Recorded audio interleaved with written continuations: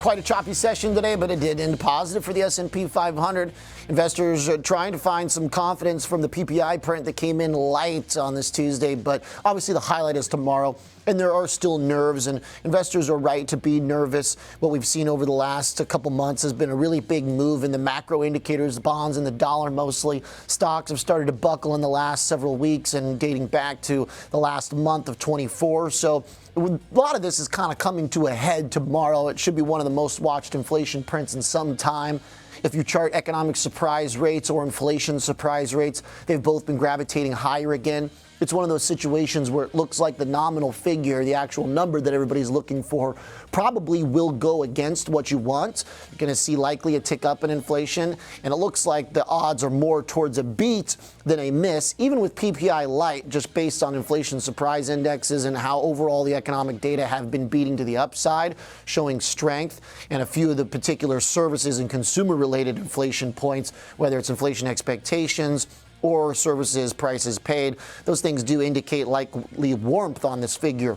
But we've also been now preparing for this pretty clearly for really a couple months. Stocks maybe a couple weeks. But if you look back at the move for bonds and the dollar, which stretches to September, this has been a quarter-long move of basically anticipating a regime shift away from what many expected would be a bunch of cuts from the Fed, ultimately because the Fed's path is really where inflation makes its impact on the market. So the chart firstly here for the 10-year, what to look for, a couple things.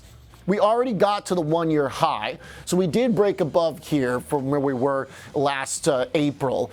So the 4.8 that we're dealing with right now, you can see coming back in. Let's just say the number is warm. Let's say the number is a problem for the Fed, that they can't cut anymore. We've kind of already prepared for that a little bit, so I want to game out a scenario in which maybe there's some type of relief tomorrow.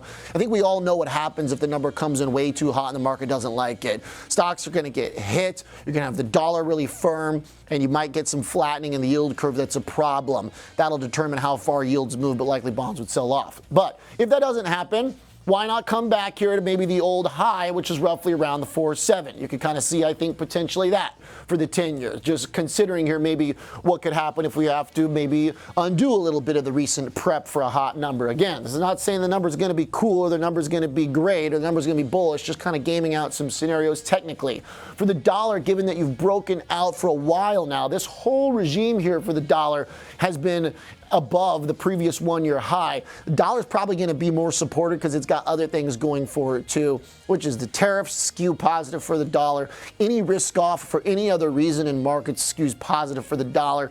But obviously we've had a nice big breakout for the greenback. Still, it's going to take something meaningful, I think, a breakdown below 108 for you to really think that the dollar is done here, and that's probably unlikely to happen. Finally, looking at SPY so we can get a volume profile. This is where I think it gets interesting. Let's say if we do get a number that the market's okay with and we bounce back, the potential here for resistance overhead due to all this chop is very real, I think. And that's where it's kind of tough to be super bullish going into tomorrow, because it does look like there's more potential for downside to open up if the number doesn't get received well. And that basically for SPY gets you to this big volume profile around 570 after closing at 582. That would be a further breakdown since we've already closed the election gap. That's kind of what I'm worried about. So we'll see how it goes in the morning. Number probably not going to be what the Fed or anyone wants to see, but maybe we've adequately prepared for it. We'll find out.